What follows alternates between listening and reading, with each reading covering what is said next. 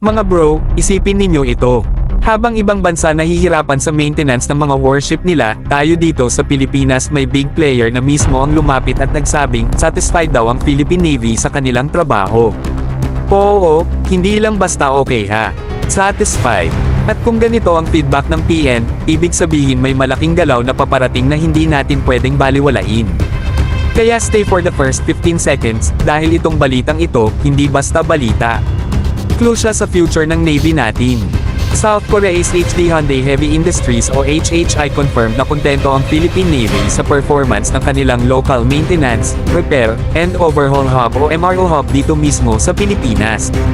Dito ginagawa ang maintenance ng Jose Rizal class frigates, at mga bro, kapag ang Navy mismo nagsabi na goods ang serbisyo, alam mong may something na mas malaki sa likod niyan.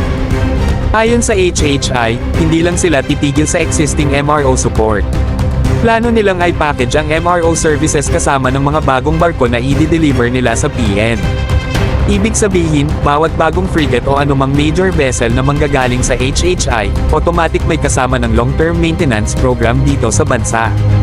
Hindi na kailangan pang magpadala sa abroad, hindi na magastos, at mas mabilis ang turnaround ng repairs. Sinabi rin ng HHI na lahat ng future frigate deals nila with the Philippines, bundled na rin with full MRO support. Kung tutusin, para itong buy one, get decades of support free. Ang laki ng advantage nito para sa Navy kasi guaranteed na ang readiness ng mga barko natin at hindi delayed ang mga operasyon dahil sa repairs o parts issues. Sa sitwasyon ngayon kung saan lumalaki ang tension sa maritime domain, ang pagkakaroon ng reliable na MRO hub dito mismo sa Pilipinas ay game changer.